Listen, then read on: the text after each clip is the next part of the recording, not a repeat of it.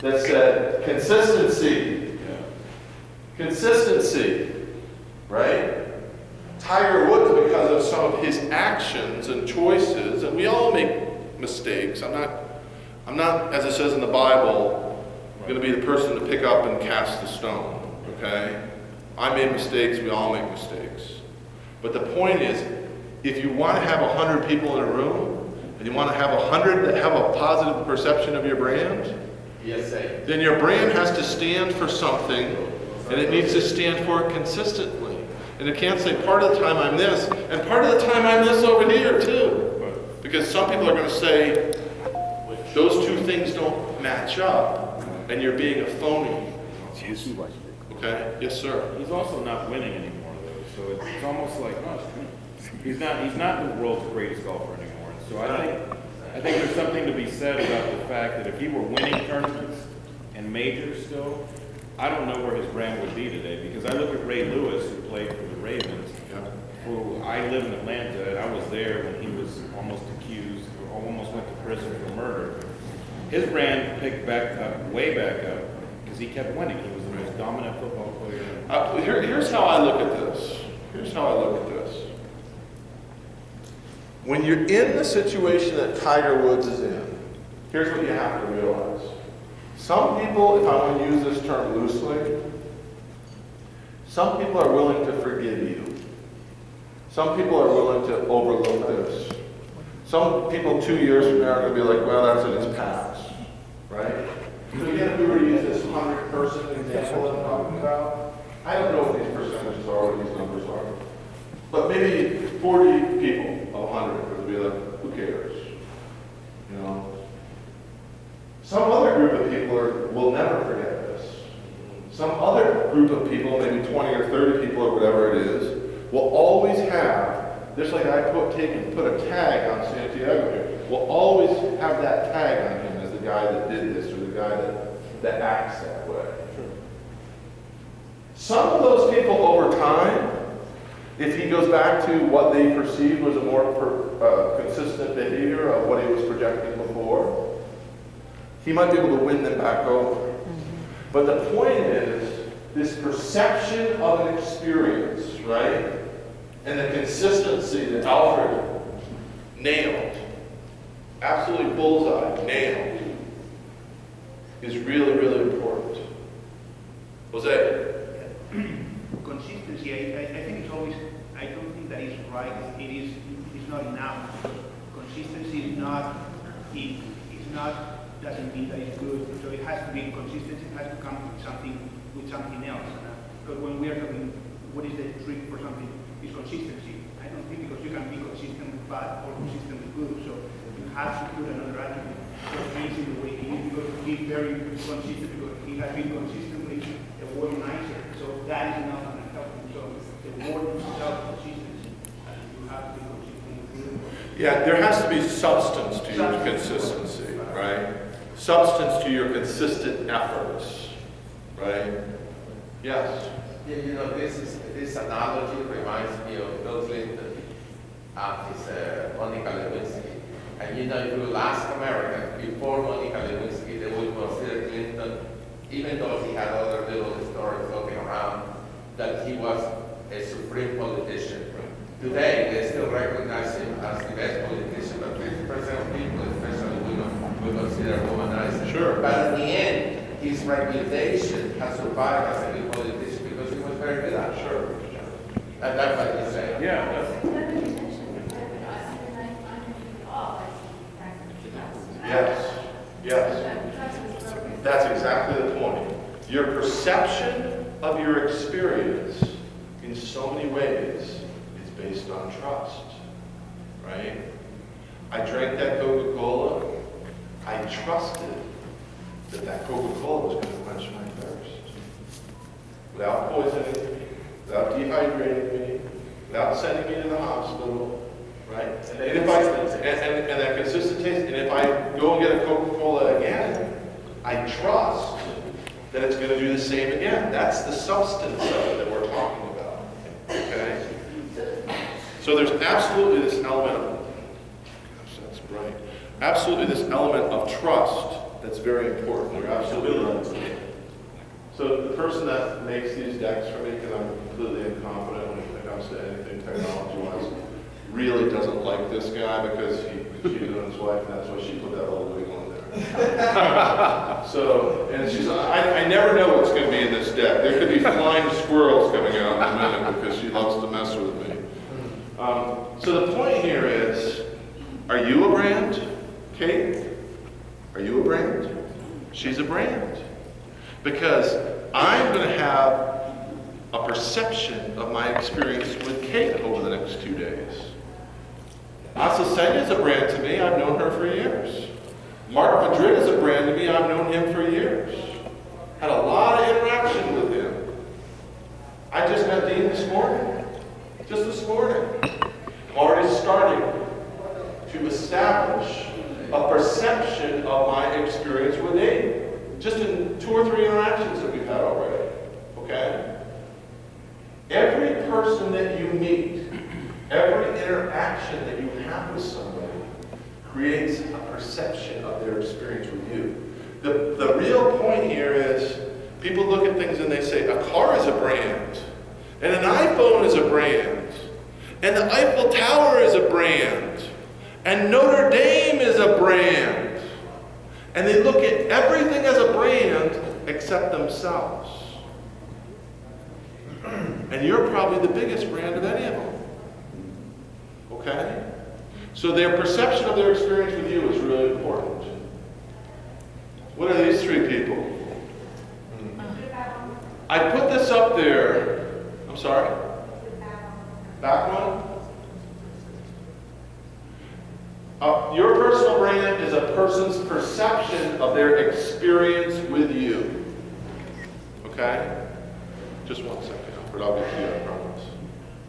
Everybody tracking this? Yep. Okay. Now I put a whole bunch of famous faces up there, didn't I? I put Selma, I put Sotomayor, I put Javier, I put Tiger Woods, I put all of them up there, didn't I? Famous face, famous face, famous face, famous face. And Alma is sitting there saying, but Bill, those are all famous people. I'm just little Alma here. Right? Because Alma's a humble person and a nice person. Right? I'm not one of them. They're all famous. Doesn't matter. See these 3 faces up here? Mark Hardy, Kim Brumbaugh, Bill Brennan. At the end of the weekend, are you all going to have perceptions of your experience with each of us individually? Of course you are. You don't have to be famous to be a brand. Taylor Swift is a huge brand, right? And she's focused on her brand like crazy in terms of social media and all that kind of stuff, okay? And Don is going to come in here later on today, and he's going to talk to you about social media. And I want to say something sort of fundamental before we get to that, okay? Social media is hotter than blazes right now, isn't it? Facebook, Twitter, LinkedIn, Instagram, all these things, Pinterest. right? And everybody thinks of personal branding as what I put out there on Facebook. Hey, here's a picture of me and Ushcc at Notre Dame. Right? Selfie. Right? Guess what that is? That's a vehicle to project your personal brand. That's all it is. That's not your personal brand. That's a vehicle for projecting your personal brand. The fundamental piece is their perception of their experience with you. So all these young kids that love Facebook and Twitter and YouTube and Instagram, right? I'm going to put my picture out there on Facebook, and here's me with 3 girls. They're half naked, I'm half naked. We're all drunk on the beach, somewhere in spring break. And I'm going to put this out there on Facebook. What do you think that has to do? People's perception of their experience with them. But hard to hire them. Here's the funniest part. Some of these young people don't even have the judgment to know that I'm putting this out there, voluntarily putting this out there, where the whole world can see it, and then they think it's wrong that companies go and look at this and say, I'm not hiring that person. Anybody that's stupid enough to put that picture out there in public, I don't want representing my company. Right? And it's forever. So, all these things that you're going to learn about from Don, which he's really, really good at. You're going to learn a ton from Don. I'm not meaning at all to bash Don or to bash his session that he's going to teach. That's not my point. My point is, personal branding is so much more than social media. The stuff we're talking about is the fundamentals, the base of the house, okay? The walls of the house. The social media stuff is the accents or the vehicles that send your message out there. Okay? So each of us are going to be a brand to you, and none of us are famous. At least not yet. Mark and I are still hoping. Okay, so if I could get, just very quickly, we want to do this. I want you to really listen to this. Don't overanalyze this, okay? Just sort of gut feel.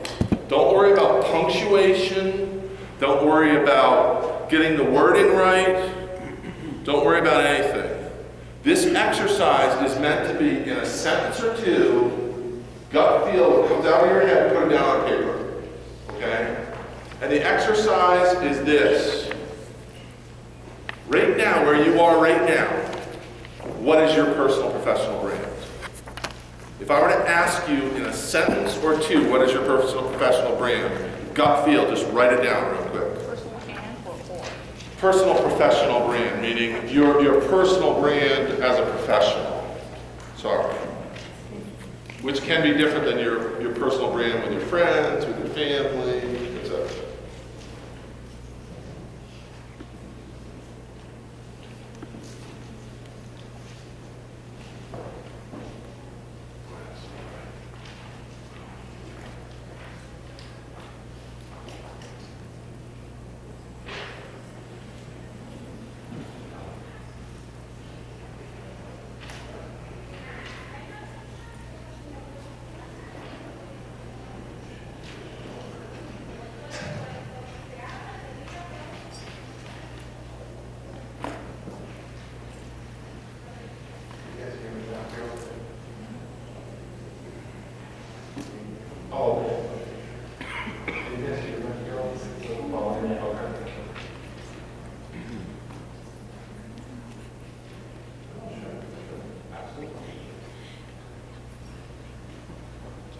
Okay, just real quick, gut feel, a sentence or two.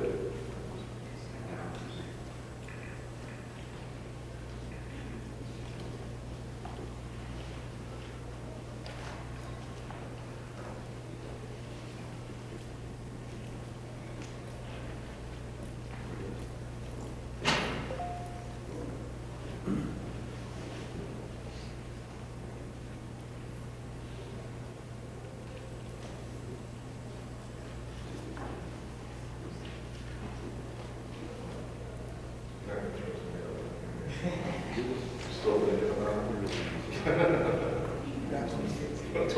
These trips are cheese on me all week.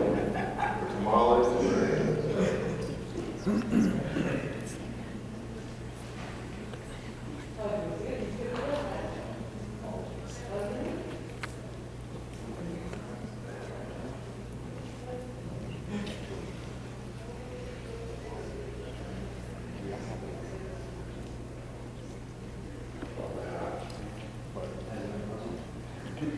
you know what? Some people, you're absolutely right. That's part of your life. What do you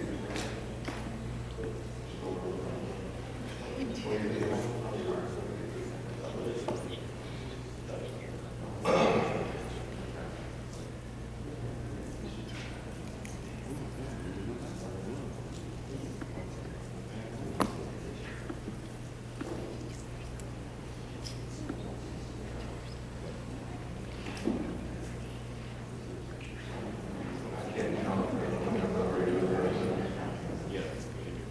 Okay, Laura, I'm going to call on you. You're a lucky one. No. Okay, and again, Okay, this is look. Can you stand up real quick? yes. Sorry. And like you said, this is sort of like a rough. Yeah. Okay, so keep that in mind as I read. So my personal brand is a multimedia communication, an effective way to communicate a message of growth and possibility with a huge infusion of fun to large and small audiences, whether that is through the mediums of communication on television, internet, or in person. So you work in the media and communication space. Yes, sir. Okay, beautiful, nice job.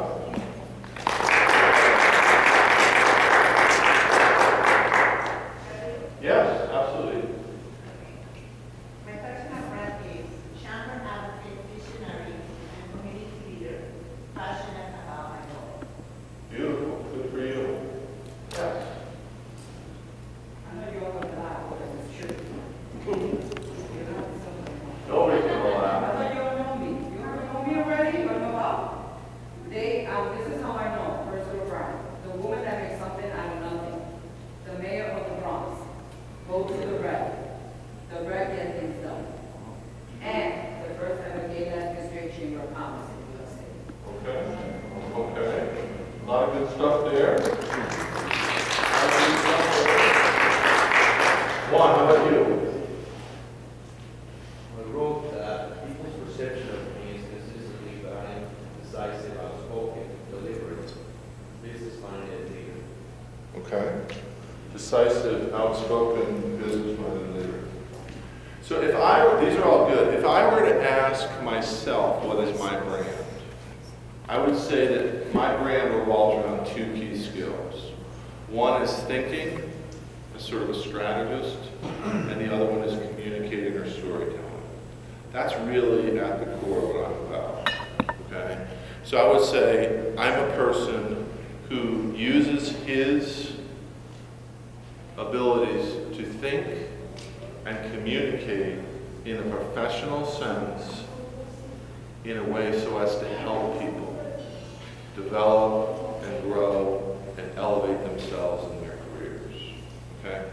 The point of this exercise at this point in time is not that you are going to have a refined, perfected definition of your brand. It's for you to have thought about it and to have sort of gut level, instinctively put something down on paper, okay? Now, as you go through the next 2 days, I want you to keep that piece of paper. And I want you to keep what you put down as your original thought on what your brand is, okay? And let's see if this changes or evolves or becomes more refined as you hear the things and learn the things and do the things that you're going to do. Welcome, guys, in the next couple of days. All right, you know what? Hola. See? And I'm out. I'm out of ammo again. Okay? So keep this and keep thinking about it and keep thinking as it revolves. Because this was just sort of a gut feel exercise after we've done some fundamental training. Okay? Question from this exercise. Sorry? Go back. I'm sorry. Go back for a moment. Go back? Yeah. To this one? Yes. So my big question is this: some of the sharings and yours as well Yes. were a mix of personal and professional. And so it's very important to me from this point forward because I had nothing to do with what I professionally do or even hinted at. It was more my substance or core. So as we try to develop our personal brand, we did here to around 2 days. Where should we go with that? So that's what I was saying before. What we're looking at here is what I refer to as your personal professional brand, meaning your individual professional brand, okay? So I said to Jennifer before, as you do this, your brand to your family can be completely different than what it is to your coworkers, right? Because you could be the loving, caring, babysitting, doting aunt,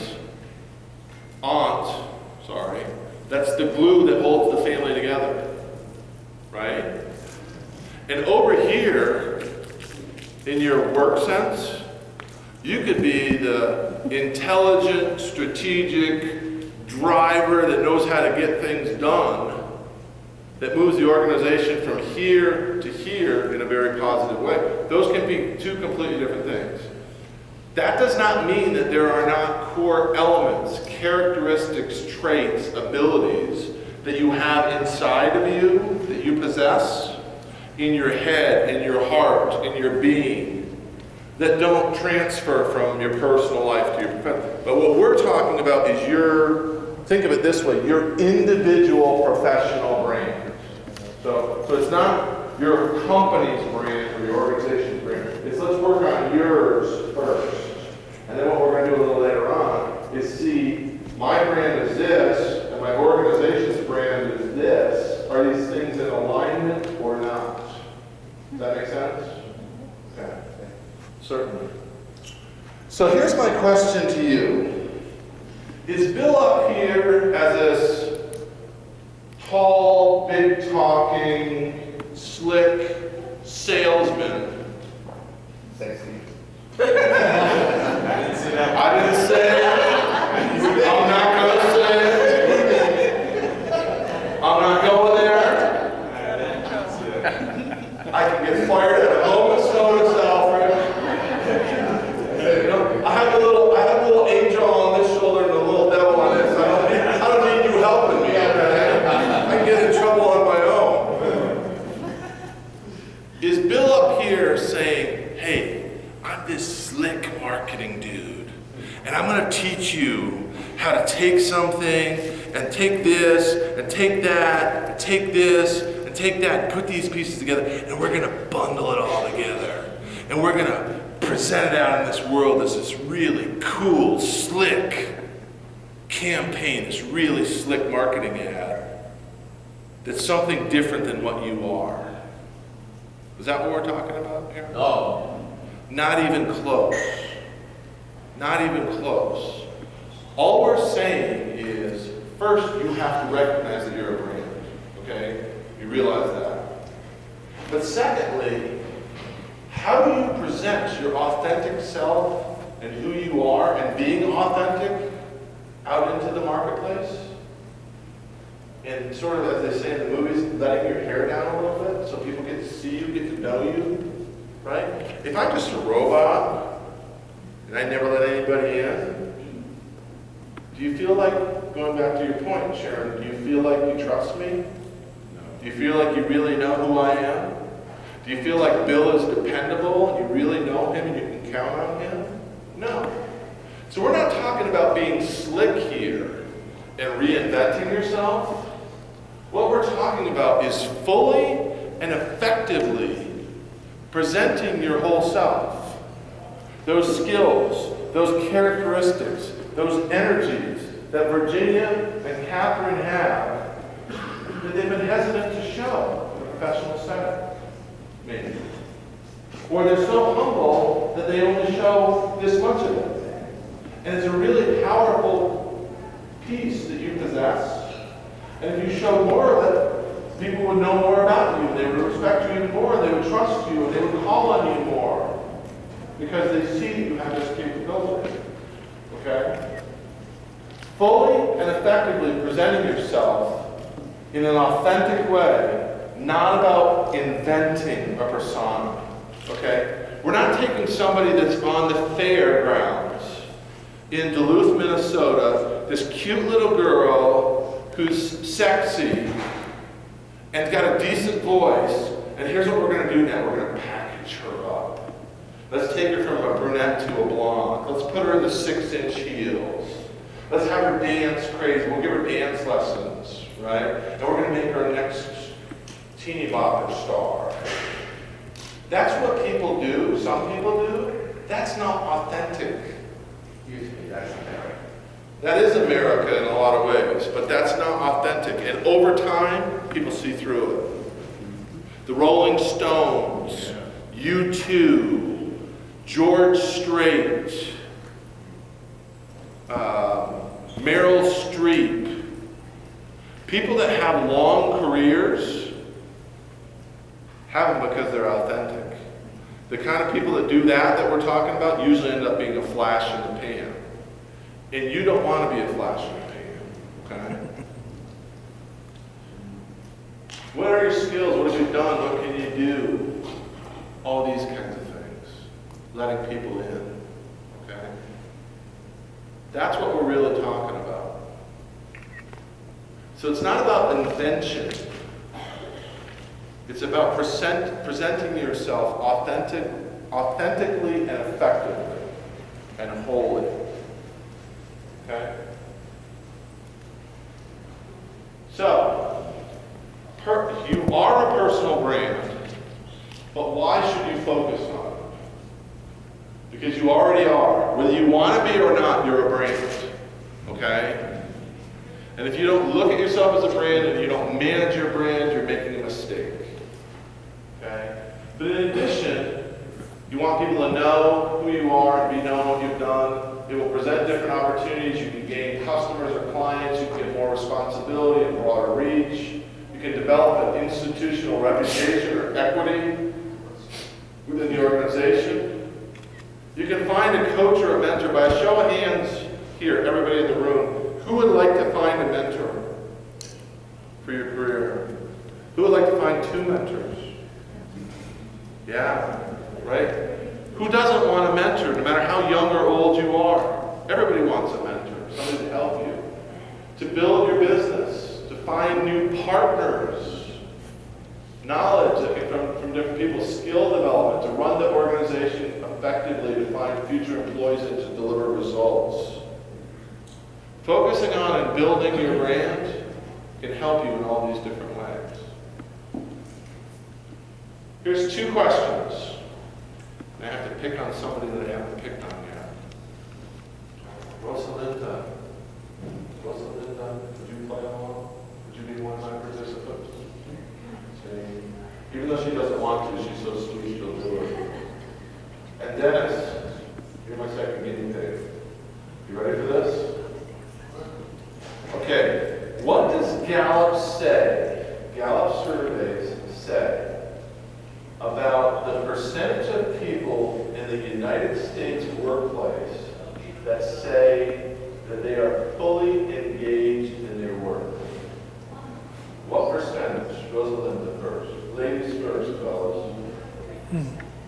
Put it out there. 40%. Dennis. 25%. The second question is, what does the research say about American attitudes about their work and their job? What percentage of people say they hate their jobs, they hate their work? Rosalinda. Hate their work. Dennis. 75%. Well, you guys are optimistic these days. Glad you get the humor.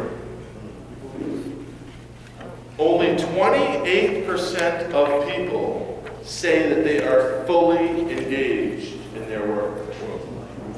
28%. And over 50% of people say that they can't stand their jobs. Huh? Yeah. But think about this from a branding standpoint. Right? If you know those statistics right there, can that help you as an individual and your individual brand? Well, yes. There varies, but it's a huge number for the point, right? Although for me, I guess it's a good tool to tell them it's the time for you to create. It's a good point. Like you said, why are they there? Right? But think about this. If you're in an organization and only 28% of the people are engaged and really energetic and passionate about what they do in their jobs, is that an environment in which you can stand out, Eunice? You can stand out in a huge way. Because Sally over here and Bobby over here and Jimmy over here, they say this place sucks. And I hate this. And you're over there and you're like, hey, come on, what are we going to do? Let's do this. Come on, let's have energy. Let's build something positive. Let's do something together. Come on, I'm going to bring this group of people together. We're going to fix this. Come on, come on, come on. Who's going to stand out? You are. And who's going to stand out in a positive way? You are. And who's going to deliver results? You are. And then what's that going to lead to? Success, which leads to more success and more opportunity.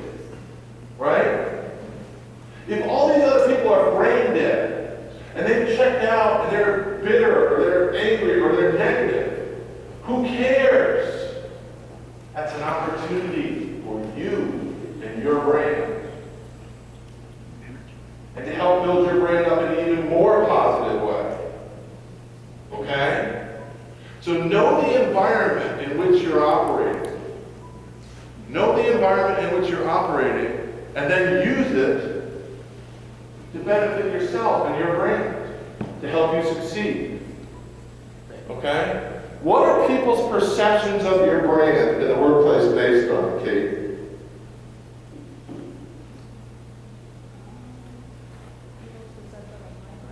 Yeah. Or anybody's. What are they based on?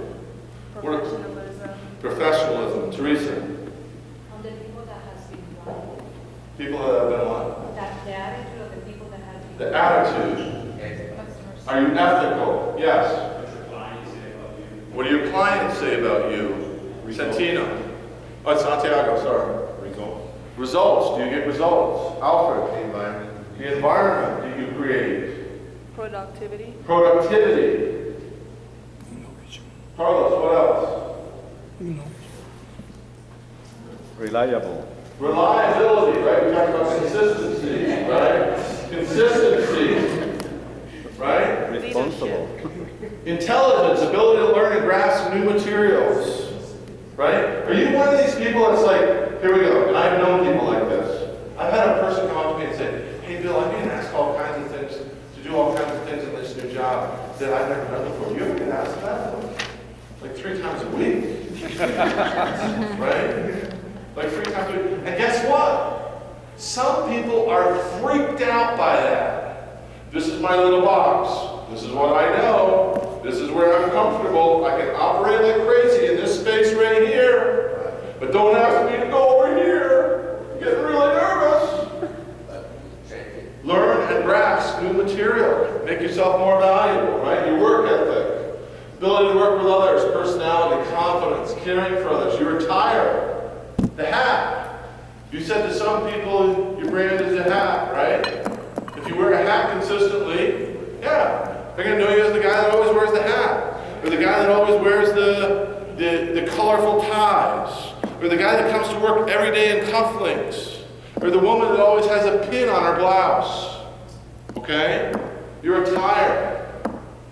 Your communication skills. Ability to deal with ambiguity is a huge one. A lot of people are not good at that. If you are not good at that, but you can work on that and develop that into a skill where you can become good at that, that's a differentiator. How do you handle pressure? Do you become individualistic? Do you become selfish? Do you turn inwards? Right? How do you handle success and failure? The quality of work that you deliver, the presence, the professional growth that you've demonstrated in the last 2 years that you've been on the job. Okay? So we already said you're a brand, right? We all understand that. In your workplace, in your environment, to the various stakeholders that you're dealing with. Whether it's your employees, or your strategic partners, or your customers, or your other stakeholders, you're a brand. These are the lenses that through which they're looking at your brands. Okay? And they can either be positive, or they can be negative, or they can be so-so, or not so-so. Yes, Steve? Yeah, but the issue that I'm not seeing is approachability. I mean, your ability to at various levels. No, I agree. I agree completely. That sort of falls into this, how you work with other people. It's maybe I'm putting too much emphasis on teamwork, but yeah, you don't want to be the kind of person that is really, really talented, really, really good at what they do, but you're such a tyrant that everybody else is afraid to approach you, right? If you want to get something done, don't go to him because you're going to get your head chewed off, right? Trust. Let's look at this for a second because Sharon raised this point earlier. This is really, really important. Anytime that you interact with people, trust is a factor. So Kate has got to trust me that what I'm telling her is accurate, and that what I'm telling her and what I'm trying to give to her, right, is true and is beneficial to her.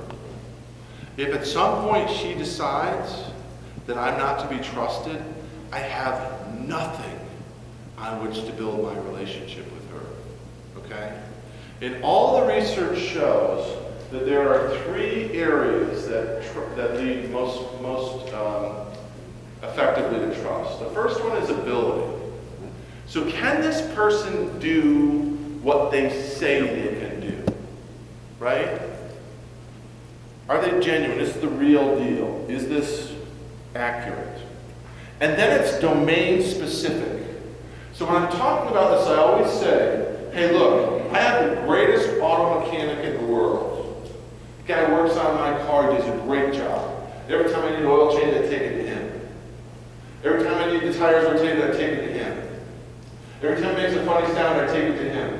And I wouldn't trust my car to anybody else but him, because he's really, really good. But if I'm talking to you folks today, and I drop right now, and I grab my chest, right? And any of you call him to open me up and do open heart surgery on me, if I survive the surgery, I'm going to kill you. Right? I want him working on my car, not on my heart. Right? So it's domain specific. That's where his expertise is. The second thing is this person care about me? You know? Can it be trusted to do what's good for the person trusting them? And by the way, you cannot be egotistical. I would defy anybody in this room, to tell me any career in which it's really good to present yourself as egotistical to the world. I'm not talking about confident. I'm talking about egotistical. Nobody likes, and I'll repeat that, nobody likes being around egotistical people. Yeah. Okay? So just because you're the best at something and you care about people, if you present it as if, I'm the man, And you're not. either if you are or you're not, it's going to be a turnoff. You're right. Okay? And then the last piece is integrity. Integrity, right? And this is where we talk about sort of values and ethics. Does this person have a set of values and ethics that I understand and that I believe are right and I'm comfortable with? Do they match up with my values and ethics? Okay? If you have a person that has ability, that cares about other people, and does it in a way that's not cocky and arrogant, and clearly has values that you can respect and appreciate, and are in alignment with your values, then you're going to be very, very, very, very likely to trust that person. Conversely, who was it that said it earlier? Somebody else's point. This person had a very positive brand over here. And maybe it was about the young girl that's with Bieber. What's her name? Selena. Selena. Her brand was over here, and she does this. Right. Right? It only takes one thing to knock it off. And if you fit that third one, integrity, values, ethics, that kind of thing. Well, I thought their values were this. But obviously, I'm seeing something now demonstrated that's over here instead of over here, right? It only takes one thing, one incident, to knock that all away. Toyota, what's their brand historically? Reliability. Reliability, it's one word, reliability. Toyota makes cars that are reliable. What did Toyota have in the last 10 years? They had some issues with their quality. So what they built for 50 years in terms of reliability, because of certain things they did in terms of their manufacturing process and where they were doing it and how they were doing it, they damaged their brand after building it up in a positive way for 50 years. They lost for leadership. They did. Because of it. Because of it. They lost world leadership in car sales. That's right. They had GM beat for the first time. And their goal was to beat GM. That was their mission statement. And they got to the point where they did it. They lost. And then they blew it because of the things they did. Right? So when we talk about consistency, but consistency of substance, that element that we were talking about before, everybody remember that? That's an example of what we're talking about. Eastern Airlines, we earn our wings every day. Eastern Airlines, their old slogan, we earn our wings every day. There's a great, you know why? Because they didn't earn their wings on Tuesday, they were out on Wednesday. Delta. That's all. I was just going to say, I think that was too hard because once it did accomplish that goal, and then I think that got excited and maybe that some decisions that we made, because of that people. Sure. Has anybody here in this room ever known somebody that's really made it in life? I mean, really made it. You're right, it's how you define it. I'll give an example of a person I know that I'm friends with. I knew a guy that started a company 40 years ago with $3,000 in a pickup truck. 40? Okay. Did you say 40? 40 years ago, 40 years. with $3,000 in a pickup truck. This can be an inspiration to all of you, by the way, because the American dream is still alive. It's still alive today. And you know where it's alive more than any place I've seen in a long time? In the Latino community, in the Hispanic.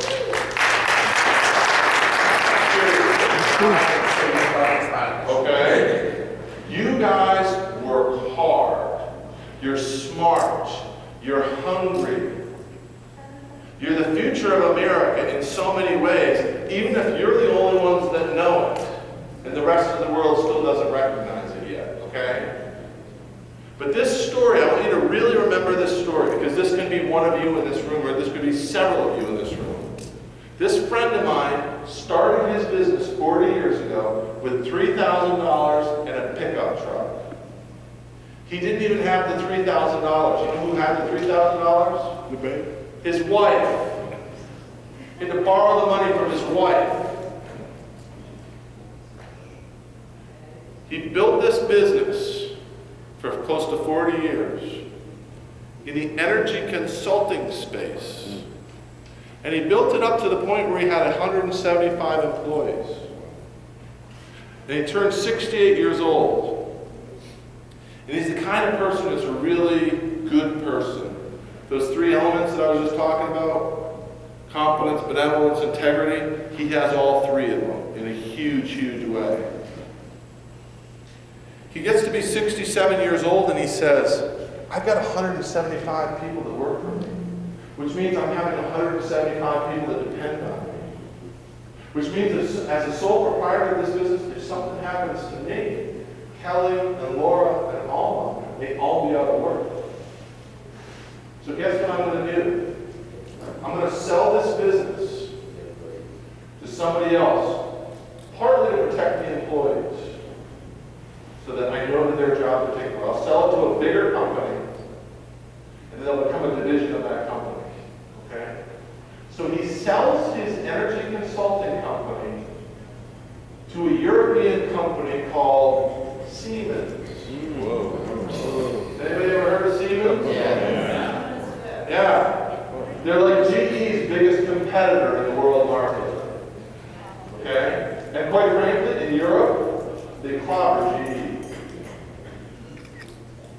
And guess how much he sells his company for? $300 million.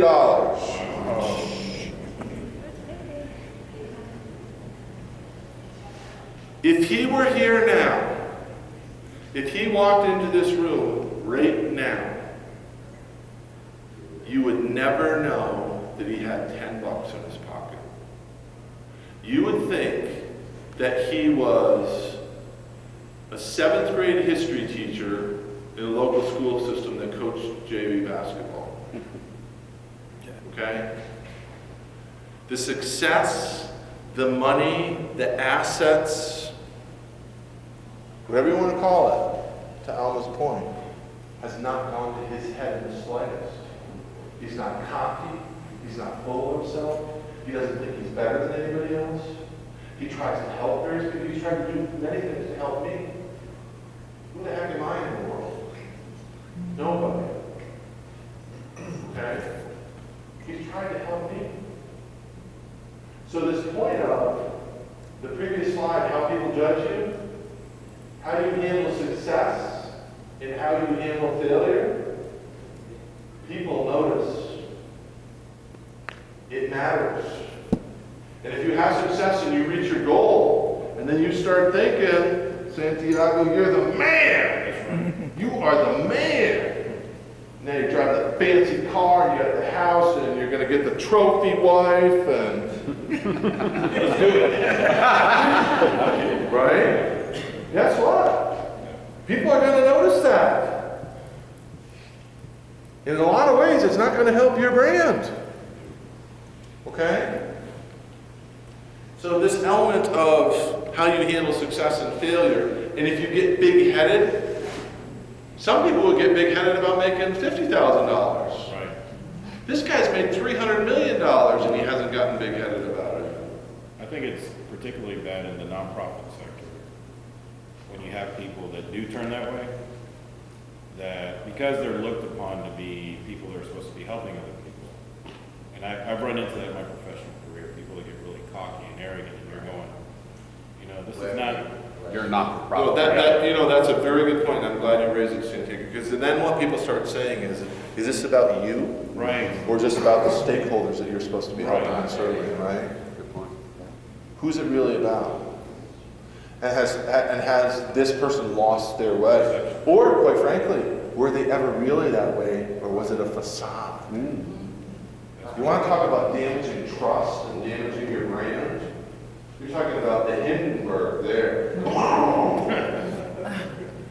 Right, Mark? That's right. I told Mark before this session this was going to be the Hindenburg.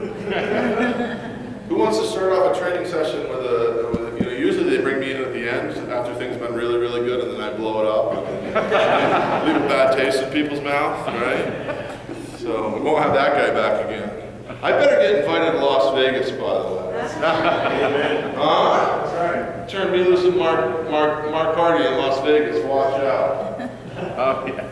So this is a, what time are we looking at here, guys? 10:35. 10:35. Should we take a little 5-minute break for bathroom? Yeah. Well, Oh, we're taking a break after a quick announcement. All right. Go ahead. Florida, pero dijo que está en I sent my representative, Dr. Carlos Calcador. He's the guy that talks about sustainability. Making sense. Well, that's what Dr. Carlos Calcador does. Have I sufficiently confused you yet? Yeah. Maybe we can work together. Yeah, We just opened an organization. It's called America Sustainability Education Alliance. Unfortunately, I don't have my business card. This is a problem. We can maybe today. We can stay in touch. Yeah. Actually, we're doing our first seminar workshop next month. I have big problem. He's burning. It's all together.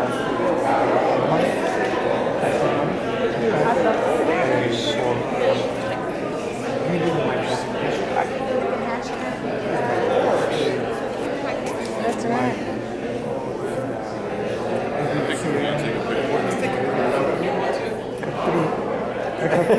Yeah, when I don't want to be Oh, yeah, it's a huge cruise man. Oh, maybe later, this is there.